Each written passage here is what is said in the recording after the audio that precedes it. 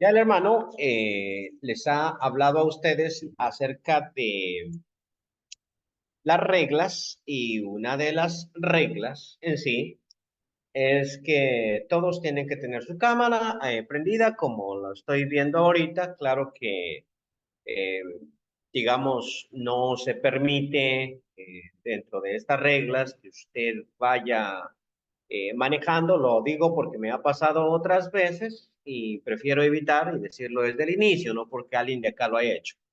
Entonces, si alguien va, por ejemplo, manejando, caminando, paseando, todo eso lo voy a bloquear. Eh, no podemos, por ejemplo, me ha pasado, ¿no? Que el hermano va en su carro y toda la cosa y se va mirando todo el paisaje. Lo siento, pero creo que tenemos que tener el tiempo específico para la clase y entonces me gusta así sentaditos y toda la cosa. Si en determinado momento necesita pues, moverse, ir al baño, pues apague su cámara. Permito que unos par de minutos la cámara esté apagada y no me tiene que estar diciendo en el chat qué es lo que está haciendo, ¿no? En efecto, pero si la cámara permanece apagada por más tiempo, pues entonces se va a tomar como inasistencia. Muy bien. Y pues evitar el movimiento y todo lo demás. Quiero que la clase sea participativa y vamos a manejar el siguiente método. Ya a ustedes les voy a mandar todos los viernes, porque ustedes tienen clase. Me dice Daisy que no escucha nada. ¿Todos los demás sí escuchan? Muy bien. Entonces tiene que hacer algo con el micrófono de ella. Amén. Muy bien. Bueno, decíamos, Roberto Batz tiene que prender su cámara, está dentro de las reglas. Muy bien. Decía la vez pasada, perdón, el viernes pasado, les mandé a ustedes, el viernes o el sábado, un video de 15 minutos. Entonces, eso es como la lectura previa, por decirlo de esta manera. La clase que vamos a estar viendo durante estas 10 sesiones y que comenzamos hoy se llama Introducción Avanzada a la Biblia y tiene mucho que ver con esos temas de manuscritos, de escrito de hebreo, de griego, no me preocupen, no vamos a aprender los idiomas, pero vamos a ver toda esa teoría de los manuscritos, por qué son 66 libros los que tiene nuestra Biblia, por qué no son más, menos, cuál es la diferencia entre la Biblia católica evangélica, cuál es el valor histórico de la Biblia, cuál es el valor teológico, qué hay del género literario. En fin, son aspectos de introducción que van a ser muy útiles para nosotros, ya, el curso, y van a ser 10 lecciones. Pues bien, como ustedes tienen clase los lunes, martes y miércoles, y yo no quiero intervenir en esas clases, es decir, quiero que se concentren, por ejemplo, para lo que tengan que hacer miércoles y viernes. Entonces no voy a subir el video el lunes, sino lo voy a subir el viernes en la noche, por decirlo así. Entonces termina la clase y automáticamente al grupo que tenemos en Telegram, ahí voy a estar subiendo el video que va a tardar entre 15, 20 minutos, en algún momento un poquito más, y que va a tener puro contenido. O sea, lo que vemos nosotros en una hora, yo lo puedo resumir en 15, 20 minutos. Entonces, en esos 15, 20 minutos, usted va a ver el video y espero que lo vea muchas veces. Según pude cerciorarme, porque igual a mí me llega todo, ¿no? Entonces hay 37 vistas en el video, o sea, yo puedo ver cuántas veces lo ha visto. Lamentablemente YouTube no me dice cuántas veces lo ha visto cada quien, sino que me dice cuántas veces se han visto en total. Entonces yo no puedo saber quién lo vio o quién no lo vio, o sea, no puedo ver eso, pero sí puedo ver cuántas veces se ha visto. Y en el último listado que precisamente mandó Fernando sobre los estudiantes, veo que hay 37 estudiantes. Mal no estoy. Déjeme, igual no importa si yo tengo el dato exacto o no, 36. Entonces, 36 más que yo lo vi en mi cuenta de YouTube, la otra que tengo, entonces son 37 veces. Esto implica que cada persona lo vio nada más una vez. Muy bien. Es lo que te tiene que verlo. Si usted tiene memoria fotográfica, con una vez no tiene problemas. Con una vez que lo ve. Pero si usted no tiene memoria de ese tipo, memoria inmediata, pues usted tiene que verlo varias veces. Ahora yo aquí no sé si alguien, por ejemplo, lo vio 2 veces y otra persona no lo vio. O si alguien lo vio 5 veces y otras personas no lo vieron. Yo no puedo saber eso, pero viene a criterio suyo. Después de la clase, inmediatamente después de la clase, yo les voy a poner un link en Telegram. Allí usted va a acceder al link y va a entrar a uno de los cuestionarios de Google para hacer un examen sobre el video. Pues ya no puede ver el video porque ya estamos en clase. Usted no puede ver el video. Y voy a dar un tiempo límite para contestar, ¿cómo se llama este? El cuestionario, 20 minutos. Y entonces usted tiene que contestarlo. Si vio el video, no tiene ningún problema. Y si le puso atención, pues no tiene ningún problema. Ahora, si lo vio o solo lo abrió, porque me dice que algunos de ustedes nada más lo abrieron unos minutos. O sea, solo lo vieron y vaya que pase, no, sí está interesante, listo. Después miraré eso. Y ya les había informado a ustedes que iban a hacer una prueba. Cuando estoy también les dije eso, esperen. No quiero pasar por encima de, de ¿cómo se llama este? De lo correcto. Eh, ok, deben ver este video de 12 minutos, me equivoqué, tarda un poquito más. Y analizarlo bien antes de la clase de lunes. Bendiciones. Haré una pequeña prueba sobre él. Bueno, entonces ya estaba anunciado ahí que iba a ser una prueba sobre él. Y lo que nosotros vamos a ver aquí, que me interesa más en los temas posteriores, es un tipo de conversatorio. ¿Sí? O sea, mire, lo que sucede es que si yo los dejo a ustedes participar en una clase, entonces la clase me desvía por otro lado. Entonces, para evitar eso, yo les mando el video corto a ustedes para que nos concentremos todos en el contenido. Y sobre ese contenido es que nosotros vamos a hablar hoy.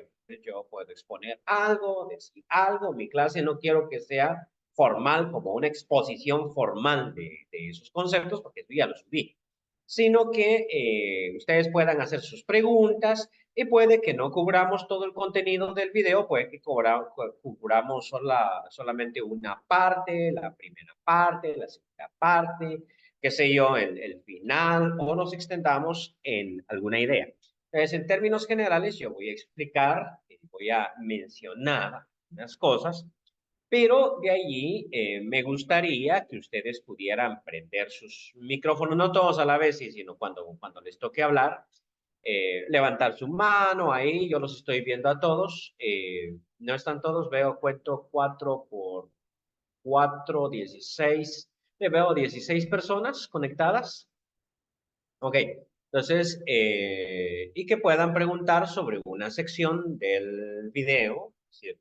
Hermano, cuando yo estaba viendo el video me surgió esta pregunta, entonces me gustaría que usted expandiera un poquito más, ¿sí? Pudiera explicarnos un poquito más esta parte, o también me interesa que ustedes puedan decir, expresarse, tal vez su pensamiento, todo lo demás. El tema de hoy, ustedes pudieron ver en el video, se llama Naturaleza e importancia de la Biblia. O sea, contestamos a dos preguntas. ¿Cuál es la naturaleza de la Biblia y por qué es importante la Biblia para nosotros? Bueno, tengo aquí mi Biblia, es de 6 libros, Reina Valera. Pudiste utilizar otra traducción. Vamos a tener una parte donde vamos a evaluar las diferentes traducciones y explicar también algo sobre eso. ¿Cuáles traducciones son superiores? ¿Cuáles son mejores? ¿Cuáles son las ventajas? ¿Cuáles son las desventajas? Porque es una introducción avanzada a la Biblia. Muy bien. Entonces, el video hablaba de naturaleza, por una parte, e importancia de la Biblia. Y resumiendo lo que el video estaba diciendo, vamos a decir que la Biblia tiene una doble naturaleza. No es el tema, pero es igual que Cristo, que la cristología. Cristo goza de una doble naturaleza. Y cuando él vivió, tenía una doble naturaleza. Aquí no voy a argumentar, solo voy a explicar, o contar, o exponer. Cuando Cristo anduvo por la tierra, Jesucristo tenía una doble naturaleza. Por una parte, él era verdadero Dios. Por otra parte, él era verdadero hombre. No era que era 50% Dios, era verdadero Dios. O que era la mitad de hombre, era verdadero hombre. La ortodoxia o la doctrina ortodoxa de la iglesia siempre ha dicho eso. Jesucristo era verdadero Dios, verdadero hombre. Entonces no era medio Dios o medio hombre. Y no era que un día era Dios y otro día era hombre. Este es un concepto herético, erróneo, que muchas veces dicen algunos predicadores. En este momentito nosotros estamos viendo a Jesucristo como hombre. Jesucristo nunca actuó como hombre y no como Dios, sino en cada acción, en cada momento, él actuaba como Dios, como hombre al mismo tiempo. Entonces la Biblia tiene esta misma naturaleza, tanto divina como humana, pero no es que una parte sea divina y otra sea humana, sino que toda ella es al mismo tiempo divina y humana. Hermano Byron, levanta la mano. Hermano, disculpe, lo que pasa que aquí se nos fue la energía eléctrica, entonces se nos apagaron los focos, entonces no es porque Ah, no quieran. Ajá. ok, está bien. Pensé que me iba a hacer una pregunta. Bueno, sigo entonces. No, disculpe, hermano, disculpe. No, está bien, está bien. Eh, sigo entonces. Miren, no es que, a ver, hermana Rebeca,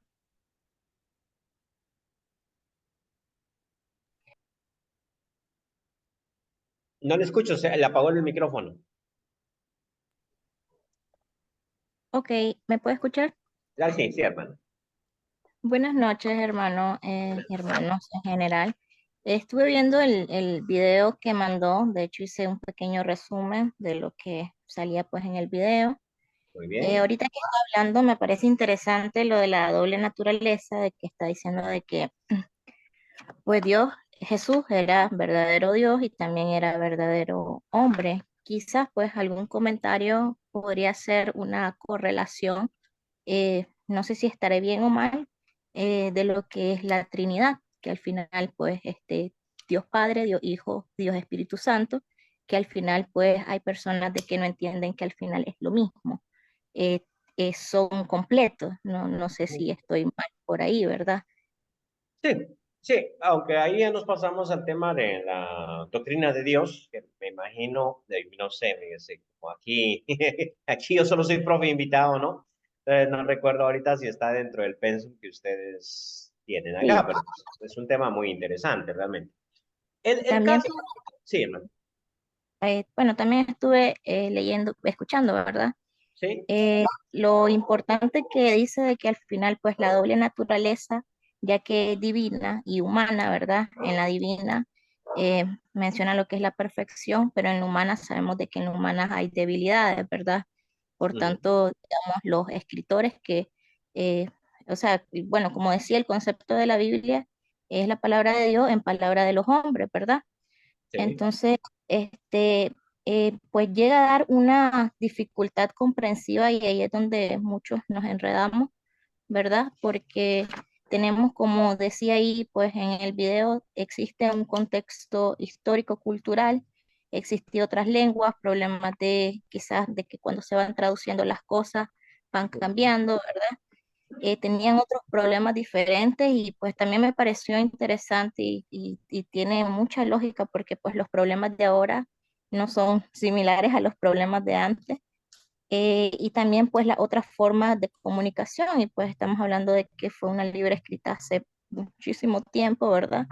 Entonces, sí es bastante interesante. También cuando menciona en el libro de que, por ejemplo, cuando por ejemplo menciona yo Juan, ¿verdad? O sea, que él se está refiriendo a que él está expresando como humano. sí, Y también, si nos vamos a algunos libros que escribía, por ejemplo, el apóstol Pablo, a algunas iglesias, a los romanos, a los corintios, ¿verdad? A veces era palabra de Dios, pero también a veces era la misma palabra del hombre, del apóstol, exacto, ¿verdad?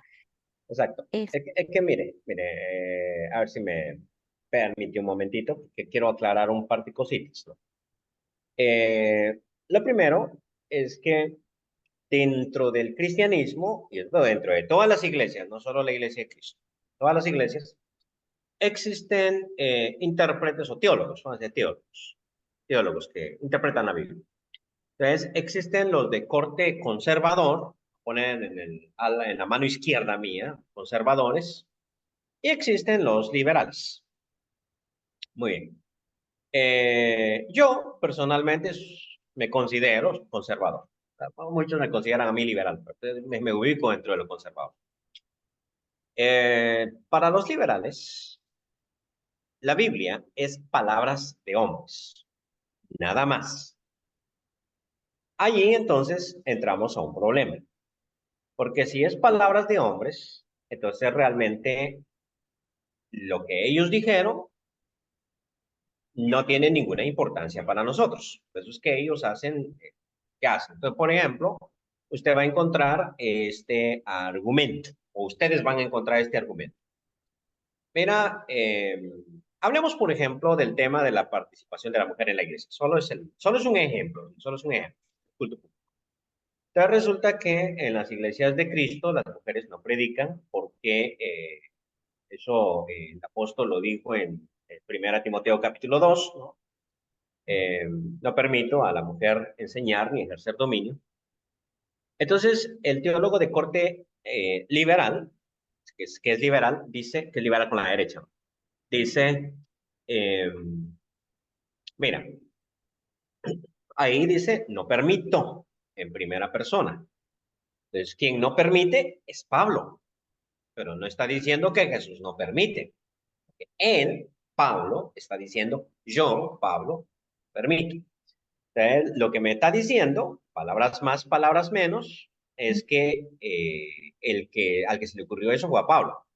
Y que esto entonces en este momentito no es palabra de Dios, sino palabras de Pablo. Si nosotros llevamos ese argumento, no me meto al tema de la mujer en la iglesia, eso ya pertenece a otro curso. Pero si llevamos ese argumento a las últimas consecuencias, entonces también vamos a decir lo mismo de todas las cartas paulinas. Pablo dijo que ni los que se echan con varones heredarán el reino de los cielos. Siempre fue Pablo, eso no fue Cristo. Si Cristo no dijo nada con respecto a eso. ¿Me entiende cómo estoy usando el mismito argumento? O cuando dice Hebreos, honroso sea en vosotros el matrimonio, el hecho sin mancilla, ¿no? Porque a los adúlteros y los fornicarios los juzgará Dios. Pero eso lo está diciendo el autor de los Hebreos, lo está diciendo Dios. Entonces, todo eso yo lo puedo aplicar y ese es el problema con los teólogos liberales que empiezan a permitir ciertas cosas y una vez que abren la puerta, pues va todo. El conservador radical tiene el otro problema. Dice, la Biblia es como que este libro me hubiera caído del cielo así, yo lo abrí, mira, aquí dice tal cosa. Entonces, como aquí dice tal cosa, tú tienes que, vamos a decir, tienes que aplicarlo sin interpretarlo. Y aquí es donde nosotros nos tenemos que ubicar como que a la mitad y entender esta doble naturaleza. Por una parte, la Biblia, por una parte, es la palabra de Dios. Y eso significa que no pasa de moda. Eh, Miren, les hago una preguntita así nada más, solo el sistema. Lo que pasa es que ahorita el aire me está pegando, tengo el ventilador mero enfrente. Y entonces no sé si me siguen escuchando o no. Si me siguen, sí, siguen, bueno, qué excelente. Es que lo que pasa es que yo no me escucho a mí mismo, entonces ya cuando el aire a veces se lleva la voz. Entonces ustedes, en cuanto sientan que no me están escuchando bien, me avisan. ¿Ok? Listo. Bueno, entonces ya les cuento. Entonces la Biblia hay que interpretarla, no es nada más de que aplícala, hay que interpretarla porque fue escrita, cierto, inspirada por Dios, como ustedes pudieron ver ahí que el Espíritu Santo inspiraba a los profetas y que Dios inspiró la Biblia, ¿no? Pero fue inspirada y fue escrita para gente que tenía otra manera de pensar y estaba en otro contexto, un contexto muy diferente. Y a veces nosotros no entendemos ese contexto y trasladamos el texto a nuestro contexto cuando realmente estamos en un ambiente muy distinto y podríamos cometer un error a la hora de aplicar el texto. Les pongo un simple ejemplo. 1 Corintios 3:16 dice que el que destruya el templo de Dios, Dios lo destruirá a él. Así dice, ¿no? Dos interpretaciones erróneas voy a citar.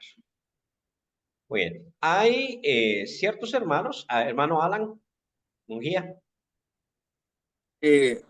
Sí, hermano, quería hacerle una pregunta y a la misma vez un comentario. No lo atraso mucho. No, porque ya ustedes tienen el video. Por eso que les mando el video para que usted me pueda interrumpir cuando le da la gana.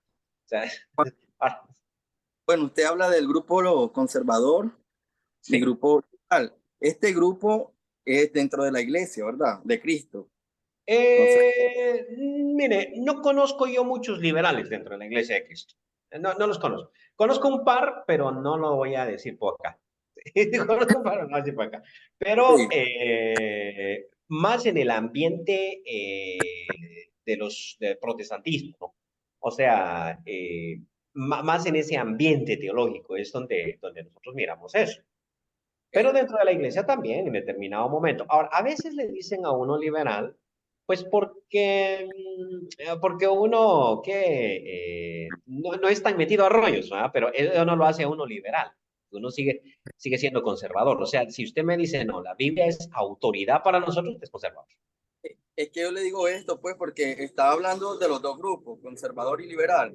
Ajá. Pero, digamos, en términos de religión, digamos, usted dice algunos protestantes, o no importa, pues, en términos de religión, pues, pero está interesante, pues, y le estoy poniendo atención bastante, porque cuando, digamos, uno le predica a una persona o le está hablando de Dios, a una persona que no tiene ninguna clase de religión, pues, eh, eso le han dicho a uno, pero usted me habla con la Biblia, pero la Biblia es escrita por hombre.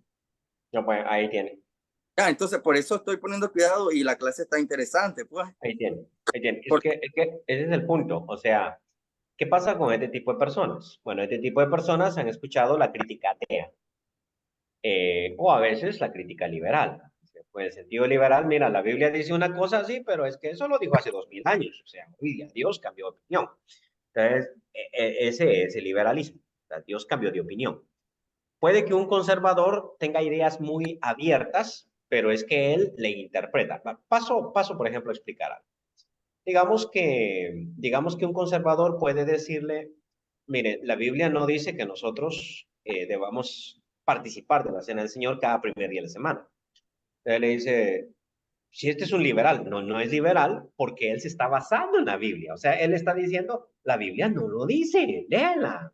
Pero él es conservador, solo que tiene ideas que a uno le parecen raras, ¿no?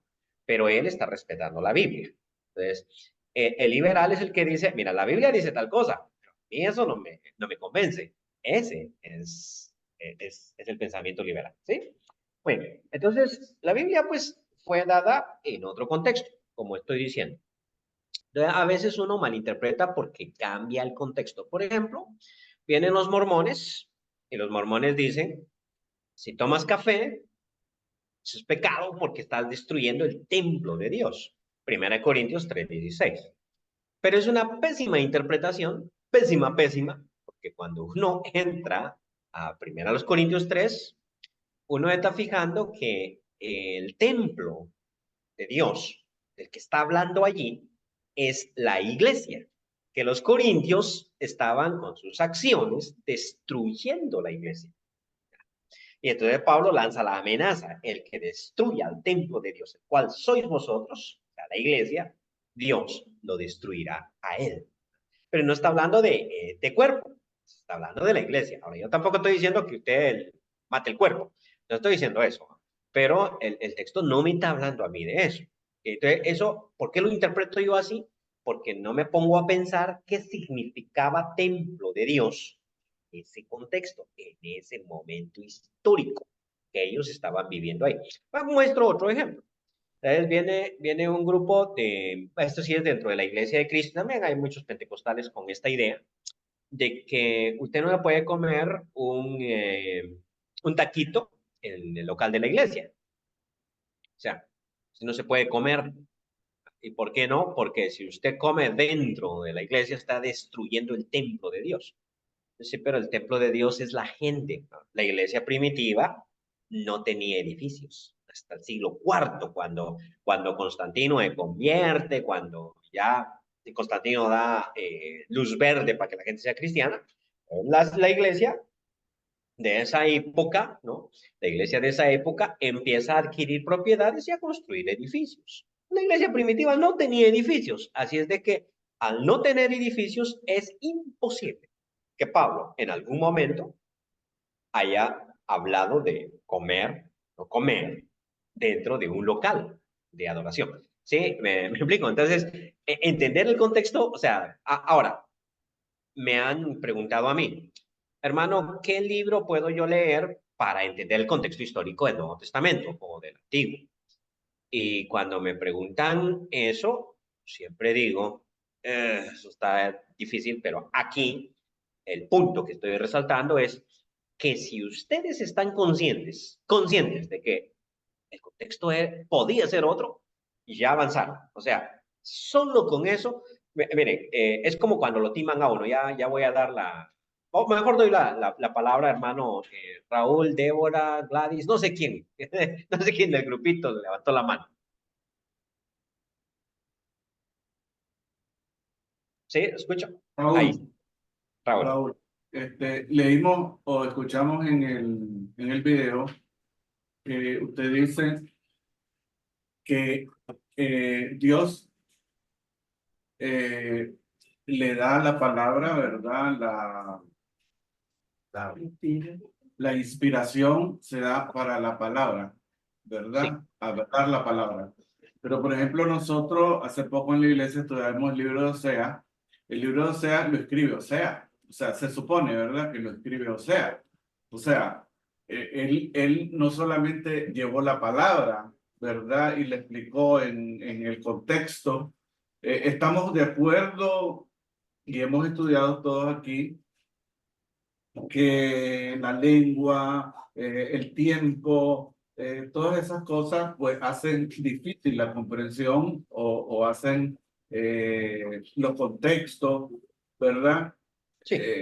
O sea, y hoy cómo aplicarlo. Entonces, pero la pregunta es, si o sea, si Dios le dio sabiduría, o sea, para explicar su caso, explicar lo que pasó con sus hijos, etcétera, con su mujer,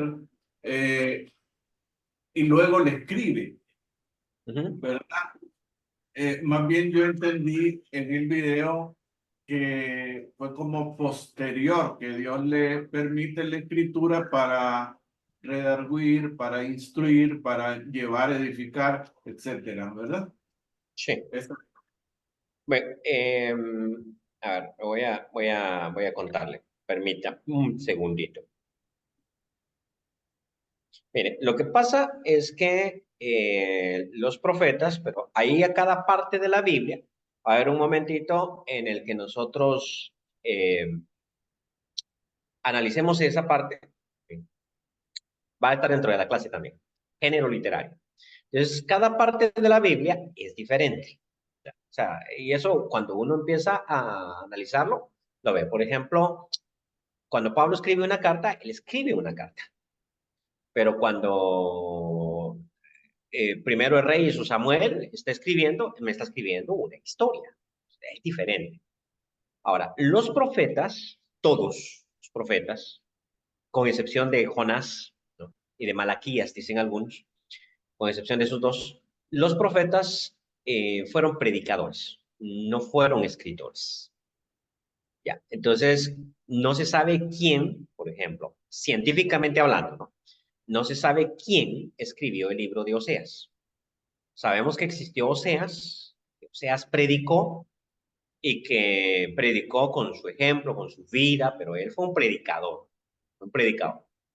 A veces estos profetas tenían a un escriba, o sea, un amigo que lo acompañaba, y eso lo sabemos porque el profeta Jeremías tenía un escriba que se llamaba Baruch, ¿no? Entonces siempre le decía, Baruch, escribe, ¿verdad?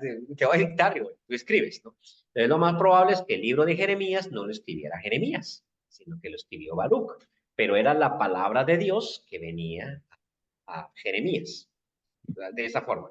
Entonces, los discípulos de los profetas a veces ponían por escrito lo que los profetas habían dicho.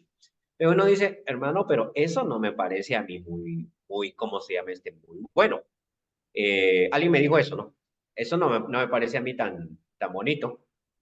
Y yo le dije, mire, fíjese que en el caso de Jesús así fue. Jesús no escribió nada. Él vino y predicó. Luego viene Mateo, Marcos, Lucas, Juan, y escriben de lo que su maestro les enseñó. Entonces, ahora, ¿dónde estuvo trabajando el Espíritu Santo? El Espíritu Santo estuvo con Jesús. Nosotros sabemos que después de su bautismo fue ungido el Espíritu y el Espíritu nada con él, ¿no? Claro, ya la hermana Rebeca hablaba acerca de la Trinidad, Padre, Hijo y Espíritu Santo, pero no me voy a meter ahí. Pero Jesús fue ungido con el Espíritu Santo, dice Hechos. Ahora, el Espíritu Santo también estuvo en Juan, cuando Juan recuerda lo que Jesús le enseñó y lo pone por escrito. Entonces, lo mismo podríamos decir de Oseas, aunque nosotros no sabemos quién fue esa persona. Y a veces uno dice, pero ¿por qué? Porque yo no lo sé. Bueno, es que los grandes hombres de Dios tienen que brillar poco. O sea, a Dios le pareció que nosotros no debíamos reconocer quién escribió o quién no escribió. Incluso cuando uno llega a Romanos, la carta del apóstol Pablo a los romanos y llega al capítulo 16, el versículo ahorita no lo tengo en mente exactamente, pero en el capítulo 16 hay un pequeño pasaje que es interesante, dice, donde están todos los saludos, aparece, déjeme ver, sí, versículo 22 de Romanos 16, dice, ya voy hermano Juan, yo Tercio, que escribí la epístola, os saludo en el Señor. ¿Qué pasó ahí? O sea, yo Tercio, que escribí la epístola. Yo pensé que Pablo la había escrito. Fíjate que no, fíjate que no. Fue un señor que se llamó Tercio. Y entonces, ¿por qué Pablo es el que dice yo, Pablo, apóstol de Jesucristo, a los romanos? Porque Pablo la está dictando, pero Tercio la está poniendo por escrito. Entonces, esto también pudo haber pasado con los profetas. O sea, el profeta predica y viene alguien que está allí, inspirado por el Espíritu Santo, y pone por escrito las palabras del profeta. Y una vez que el profeta muere, el libro se compila, que pudiera ser el proceso. No sabemos. O sea, lo que estoy diciendo es muy especulativo. ¿Quién había levantado la mano? Perdón. Eh, sí, sí, hermano Jorge. Dele. Sí, buenas noches a todos, bendiciones. ¿Me escuchan Bendiciones. bien? Sí, hermano. Ok. Bueno, mi aporte es de lo que el hermano Larguespada estuvo mencionando también.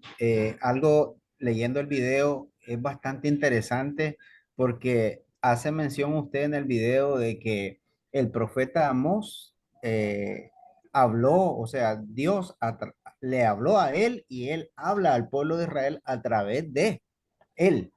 Entonces viene algo muy fundamental que sucede en los apóstoles también. Entonces, ¿quién era Amós? Bueno, en Amós capítulo 7, versículo 14 y 15 hace mención que él era un campesino, ¿ya? Así como también lo vemos en Jeremías capítulo 1, versículo 1, que hace mención que Jeremías venía de la línea sacerdotal. Es decir, por Ajá. eso él era un profeta escogido por Dios. Uno era más especial que el otro. Eran ambos escogidos por Dios y Dios hablaba a través de ellos. Entonces, en el Nuevo Testamento igual, el Señor Jesucristo cuando escoge a los 12 apóstoles eran personas sencillas, pero llevan algo muy fundamental desde el Antiguo Testamento al Nuevo Testamento, que eran escogidos por Dios y llenos del Espíritu Santo. Entonces tenemos que ver que en el contexto hablando de la Biblia es todos los escritos por ellos son bastante reales, es decir, veraces porque son inspirados por el Espíritu Santo. Sí, sí, claro. Sí, y bueno, como les digo, es otro contexto, otro mundo, porque Israel, por ejemplo, vivía en un contexto muy machista, muy machista. Entonces, la infidelidad de la esposa se condenaba con la muerte. A todo mundo lo sabía. Y dentro de ese mundo machista sí era. Entonces, resulta que Dios le dice a Oseas, cásate con la mujer. Y la mujer le es infiel. Y ojalá con uno, ¿no? Y le dice con muchos amantes, ¿no? Capítulo 2. Entonces, lo que se esperaba, socialmente hablando, es que Oseas pues, simplemente se encargara de eliminarla, pues, traerla a los jueces, la mujer ha sido infiel, tenemos que matarla.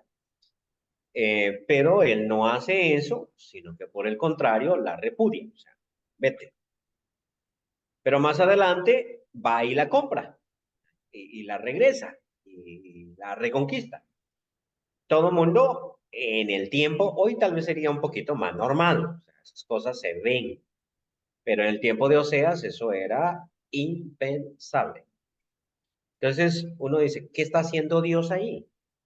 ¿Le está mostrando a Israel que no debe ser tan machista? No, no va por ahí la cosa, sino que el contexto es otro. O sea, voy a poner tal vez otra forma aquí, disculpe, me estoy saltando. Yo tenía una amiga que fue misionera en Zimbabue, eso es en África, entre los Swahili. Entonces, una cosa que ella me decía, ¿sí? En Estados Unidos cuando yo vivía allá, oye, predicarle el evangelio a esa tribu es muy difícil. ¿Por qué? Porque mira, yo les digo, porque de tal manera amó Dios al hombre, al mundo, que dio a su hijo único. O sea, entregó a su hijo por nosotros. Entonces, para nosotros eso es grande, porque lo más valioso para Selvin Monterroso son sus hijos. O sea, es lo que uno más aprecia, lo que uno más quiere. Uno no puede imaginarse entregar a un hijo de uno por alguien más. Pero resulta, me dice ella, sí, resulta que entre los Swahili se regalan a los hijos. ¿Cómo así? No, pues que allá aparece una persona que, mira, yo no he tenido hijos varones, solo niñas he tenido. Y entonces dice el otro, pues yo solo varones he tenido, no he tenido niñas, ¿sabes qué? Tráeme una niña y te doy un varón, o sea, y se los entregan así como regalo, o sea, tráeme uno y ya te llevo otro. Entonces, nosotros hoy en día, por ejemplo, si somos así morenitos, chaparritos, pero parados, y luego en el hospital sale nuestro hijito, así como nosotros, chiquitito, pelo parado, y nosotros lo abrazamos, que este es mi hijo.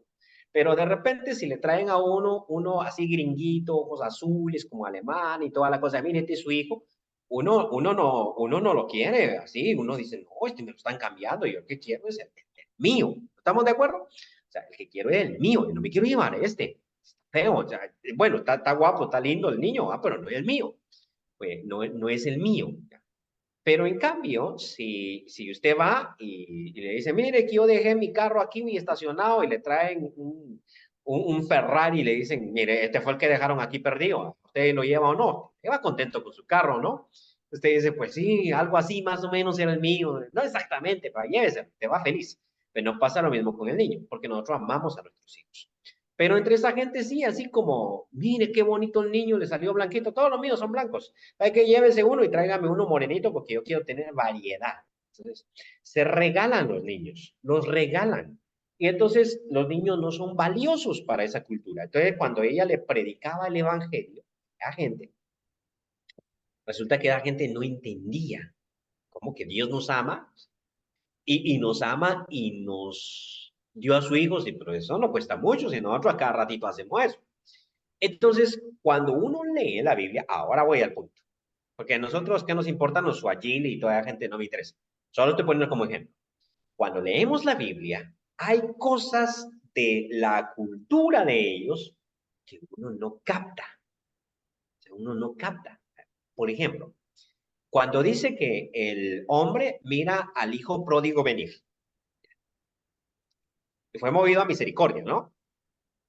Entonces dice que corrió para abrazarlo. Dice, corrió, correr. Aquí donde vivo hay una subida. Hoy salí a echar una carrerita por ahí, en la mañanita, 5 de la mañana. Una subida y una bajada bien linda para ir a trotar ahí. Y hay un montón de viejitos corriendo. Entonces uno dice, mira, pues es que el ejercicio es salud, hay un montón de viejitos corriendo. Pero resulta que en el Israel antiguo, los varones que se respetaban no corrían. ¿Y por qué no corrían? Porque para correr tenían que subirse el vestido, no es que ellos usaban como la túnica, que es un vestido, ¿no? Tenían que subírselo. Y eso era vergonzoso. Entonces, uno no lo nota, porque uno dice, el padre corrió para ver a su hijo, porque nosotros corremos, pero los israelitas no corren. Así que cuando uno lee el texto, hay un espacio que se perdió de que los israelitas no corren. Ah, ¿y cuál es el problema? El problema es que la carrera que él tenía que pegar era necesaria. Él llega y abraza al hijo. Porque el hijo, para entrar a la aldea, tenía que pasar el camino real. Y la gente, la costumbre de aquel tiempo, es que salían a la calle y empezaban a escupir a la persona que iba caminando porque era rechazado por la comunidad. Entonces, lo que el padre quiere es que él no pase por esa, o sea, no quiero que mi hijo sea maltratado. Ese es el punto que uno no captó porque desconoce el contexto. Ahora, hay un montón de cosas del contexto, hermanos, que yo no conozco. Aquí no me voy a parecer como sabiondo, porque, uy, este sí maneja el contexto. Hay un montón de cosas del contexto que yo no conozco. ¿Entiendo la Biblia lo suficiente para ser salvo? Sí. ¿Lo suficiente para guiar al pueblo de Dios? Sí. Pero todavía hay un montón de cosas que yo me estoy perdiendo. Y por eso es el intento de leer la Biblia y fijarse uno en esos detallitos que a veces no nota. ¿Por qué dijo esto? ¿Por qué dijo esto? ¿Qué cosa hay del contexto? O sea, mejor dicho, cuando yo creo que la entiendo, estoy cometiendo un error. Más bien debería de estar atento a que no lo entiendo, porque entonces pongo atención. Yo tengo dos tipos de estudiantes siempre. Algunos que vienen a la clase creyendo que saben y otros creyendo que no saben. Generalmente los que creen que no saben, de veras que no saben. Ya he tenido mucho que no sabe nada. Y el que cree que sabe, a veces sabe, o sea, a veces no, a veces no sabe nada, ¿no? Pero a veces sí sabe. Lo que sí voy a decir es que el que saca provecho a la clase es el que viene creyendo que no sabe, porque él está atento a todo, o sea, todo le está pareciendo interesante y todo lo está absorbiendo, y eso es buenísimo. Y eso es lo que uno tiene que hacer cuando lee la Biblia. Yo no lo sé, yo no la entiendo. Voy a leerla para entenderla, y entenderla es esa parte humana. Entonces, la parte humana es la que hace que sea difícil de entender. Y la parte divina es la que hace que sea importante de entender. ¿Me explico? A mí me gusta mucho leer filosofía. Yo leo mucha filosofía. Hay filósofos que son muy difíciles de entender. Nietzsche, por ejemplo, alemán, ateo, difícil de entender. Cuando se me pone difícil el libro, yo lo boto por ahí. Aquí me importa, yo no quiero entender a este tipo. Y la otra vez me dijeron, mira, es que si lo lees en alemán, sí lo entiendes. De aquí a que yo aprenda alemán, nah, no lo tiro por allá. Mejor me quedo sin entender, porque aquí me importa, porque al final de cuentas, él fue un hombre muy inteligente, pero un hombre. Y su contenido no me salva, solo que soy curioso. Pero en cambio la Biblia, al ser inspirada por Dios, hace que sea importantísimo leer. No sé si me explico. Entonces, para nosotros es importante porque es divina. Es difícil de entender por la parte humana. Quería comentar una última parte que Rebeca mencionó. Sí, había levantado otra vez la mano. Díganos, Rebeca, a lo mejor me conecto por ahí. Veo que usted mencionó una parte que no quiero que se me olvide. Ay, yo creo que ya se me fue la idea. No, bueno, dos cosas bien interesantes lo que mencionó de su amiga, la misionera, de que pues no creen. Es un comentario nada más interesante porque de hecho hoy en una tarea que había nos dice cómo usted predicaría. Entonces yo pongo, realmente tenés que conocer a la persona Muy para bien. saber cómo llegarle, si profesa alguna religión o algo, porque también de la misma manera usted dice, no, no abarca para nosotros el hecho de un hijo, pero si es un hijo que ha sido abandonado por sus padres, o sea, realmente esa palabra también le llegaría, entonces realmente hay que observar. No le llega, exacto. Digamos, Ese punto, ¿verdad? Bastante interesante, era un comentario. Y el otro, lo que usted dice de los contextos me parece súper interesante y de hecho pues me emociona aprender porque yo también pues tengo muchas dudas, muchísimas dudas y yo estaba como que pensando, por ejemplo, lo del templo que usted dice, ¿verdad? A veces en algunas partes, ¿verdad? Por ejemplo, cuando Jesús viene y tira las cosas del templo de los israelitas, ¿verdad? Que Ajá. estaban vendiendo. A él se refiere ahí al templo que es el cuerpo, ¿verdad? En ese momento, que está hablando de que, ay, no recuerdo bien la palabra, pero En este templo y en 3 días lo reedificaré. ajá, ¿qué significa de la resurrección de Dios, por ejemplo? Eso Entonces, es. hay que saber, ¿verdad? Realmente, por así decirlo, yo sé que el chisme es malo, ¿verdad? Pero hay que saber bien el chisme como para comprenderlo. Hay que saber qué es lo que estaban Ok. hablando, qué es lo que estaban pasando para poder realmente entender la situación que estaban viviendo en el momento. Como usted me está mencionando ahorita, nos está mencionando ahorita que es bastante interesante de que no existía templo en la iglesia primitiva, es algo que yo pues no sabía No y es existen bastante, edificios. Ajá. no existía edificio, correcto, edificio, pues, pero la iglesia sí, ¿verdad? Y ahí se refiere a otro tipo de templo, entonces es bastante curioso, pues solo son comentarios nada más. Hay toda una teología del templo, porque el pasaje que usted cita que está en Juan capítulo 2, en que Jesús le dice a los fariseos, a judíos, destruyan este templo y en 3 días lo reedificaré. Ellos pensaban que se refería al templo de Jerusalén, pero dice que él hablaba del templo de su cuerpo. Entonces, pensar que eso significa que Jesús resucitó es cierto, pero allí es más complejo. O sea, ahí hay gato encerrado, mejor, ahí hay un chisme más grande y más interesante. Pero explicarlo lleva como 1 hora. Hay que explicar el concepto de templo y todo eso. Pero eso, ok. Entonces, volviendo al punto que usted había dicho. Bueno, solo quiero recalcar lo que usted acaba de decir. No sé qué clase tienen donde usted hizo esa tarea, pero el aporte suyo muy bueno. Para poder evangelizar a alguien, yo no tengo que usar la misma receta, que a veces cuando uno comienza así es. O sea, cuando yo comenzaba a predicar, hacía un bosquejo y todas mis predicaciones eran idénticas. Pero ahora no, porque uno progresa, ¿no? Ahora yo digo, tengo que hacer mi predicación de acuerdo al grupo que yo estoy hablando. Entonces, por eso yo varío mucho de un contexto a otro. Hago mucho chiste cuando estoy entre jóvenes, mucha broma, y a veces cuando me miran en otro contexto me dicen, usted se puso aburrido. Me puse aburrido, estoy en otro contexto. Y sí, digamos que alguien ha sido afectado por su padre, ¿no? Entonces, ha sido abusado por su padre. Entonces, luego usted viene y utiliza las metáforas paternales. Dios es nuestro Padre. Entonces, a la persona no sé cómo le llegaría. Yo pienso que no le va a llegar bien. Puede que me equivoque. Puede que esa persona tenga necesidad de un padre y lo vea en Dios. Muy Dios, pero ahí es donde entonces yo, para poder evangelizar bien a una persona, necesito conocerla. Y si la conozco, voy a pegar más en el blanco, por decirlo así. Voy a utilizar mejor. Entonces decía mi amiga, mira, después de una época, ella me dice, ya encontré una forma. ¿Cuál? Empecé a ver que ellos valoran mucho la amistad. Y entonces yo no presento ya a Dios, el que dio a su hijo, sino a Jesús como nuestro amigo que nos libra del pecado. Es que interesante, ¿no? Que la Biblia se presta para las múltiples formas. Una cosa que usted mencionó y que yo quiero resaltar aquí es que, me dice, la parte humana hace que la Biblia sea de carácter imperfecto. Eh, no creo tener un apartado para esto en la clase. Así que lo No, no, menciono. no pensé que imperfecto, sino de que hay debilidades en el, No, en no, el no, ser. no importa, hermana, no importa. Yo no la estoy acusando. No preocupes. Solo lo mencionó y al mencionarlo digo, tengo que tocar esto.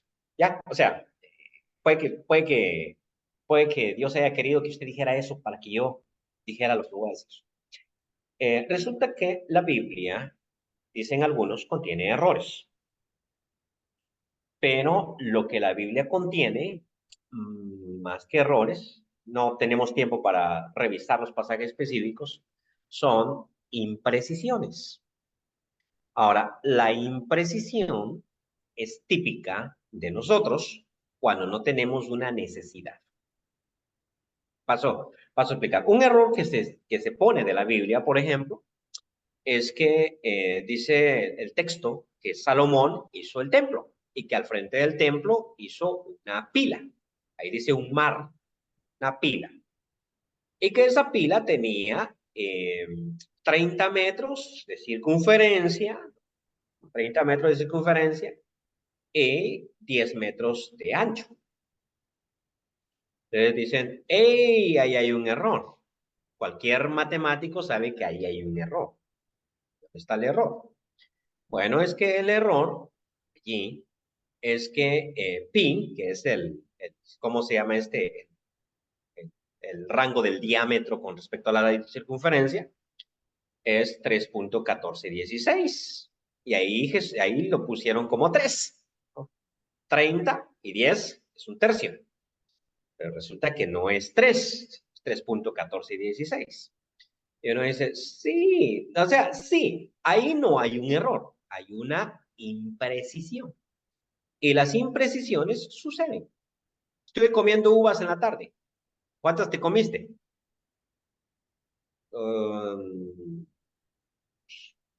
Unas 50. Entonces, cometiste un error. No, es una imprecisión. O sea, porque no me acuerdo cuántas me comí. ¿Cuántas uvas tiene una libra de uvas? Te dice, que no, por 50. Usted nunca va a poder dar un número, porque varía el número. Entonces, está ante una imprecisión. Entonces, la Biblia tiene imprecisiones, porque no es el interés de ella enseñar un punto, sino otro, y uno siempre que habla cae en imprecisiones. Muestro un ejemplo. Jesús dijo, sean como vuestro Padre que hace salir su sol sobre justos e injustos, ¿no? Error. ¿Por qué? Porque el sol no sale, sino la Tierra gira sobre su eje y eso crea el día y la noche. Entonces el sol no sale, ¿ya? Científicamente hablando. Y uno dice, oh, o sea, el sol no sale, no. Entonces, ¿por qué el del clima en la tele, el que dice, el que está dando el clima dice, el sol saldrá a... Bueno, es que él lo dice porque él habla desde la perspectiva humana, igual que Jesús, igual que Jesús. O sea, y en la Biblia van a aparecer esas cosas. Están hablando desde la perspectiva del que está observando, no desde una perspectiva científica. No sé si me estoy explicando, ¿no?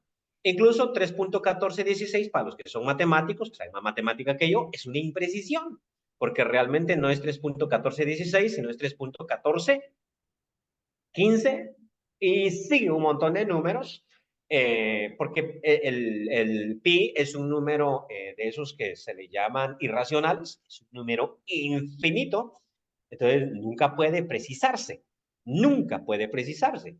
Entonces, a veces uno tiene que ser preciso. Por ejemplo, yo le puedo decir a usted, hágame 7 hamburguesas, número preciso, porque somos 7 los que vamos a comer, 7 hamburguesas. En otro momentito puedo decir, hágame unas 10. Y eso, es que no estoy seguro cuántos van a venir. Entonces, estoy dando un dato impreciso y espero un dato impreciso. Cuando la Biblia tiene que decir algo con precisión, lo dice. Pero cuando no es importante, la Biblia es imprecisa. Y eso es lo que la gente que quiere acusarla toma como error. Nos quedan 2 minutitos, hermano Raúl. No sé si usted fue el que levantó la mano, me imagino que sí. Sí, sería una imprecisión esta fecha del nacimiento de Cristo. Uno hablan de que Herodes el Grande manda a matar a los niños. Por otro lado, el censo romano ubica el censo cuando un evangelista habla de un momento y el otro evangelista habla de otro momento. A nivel de historia universal, esto se interpreta como un error. Sí, es un error, pero no es un error de la Biblia. Que la Biblia nunca dijo Jesús nació en el año 0. Ese fue un error del matemático que el Papa Gregorio VII fue el que hizo ese calendario, por eso se llama gregoriano, ¿no? El Papa Gregorio VII encargó a alguien, bueno, esto fue mucho antes, pero fue el Papa Gregorio VII. Encargaron y se cometió el error, ya, pero no es un error de la Biblia. Y esto también es interesante. A veces el error no está en la Biblia, sino está en el que está leyendo la Biblia. Vaya, por ejemplo, la Biblia dice que el ser humano fue creado 4.000 años antes de Cristo. Así, en serio. ¿Dónde dice la Biblia eso? No, pues que yo me puse a hacer cuentas. No, vos hiciste cuentas, o sea, tú hiciste cuentas, usted hizo cuentas. Y el que se pudo haber equivocado es usted que estaba haciendo las cuentas, ¿no? Porque si existiera el pasaje que dijera, Adán fue creado de hecho lo han postulado, 4004 antes de Cristo, y hasta hubo un monje que puso el 17 de septiembre, de una vez al mes, pues. Entonces, no, pues es que el monje es el que está cometiendo el error, no es la Biblia. Y muchas veces pasa eso, que vertimos los conceptos y luego decimos, hay un error en la Biblia. Bien, la idea, hermanos, para que me figuren, es en unos minutitos, yo coloco el link, va a estar abierto de 20 minutos, así que están atentos. Y es facilísimo, ¿no? Ustedes van a sacar 100. Y me contestan el cuestionario y una vez que hayan contestado el cuestionario, pues ya. Y para el viernes yo les coloco otro micrófono. Bien, es todo por hoy. Que el Señor los bendiga. Terminamos con esta sesión.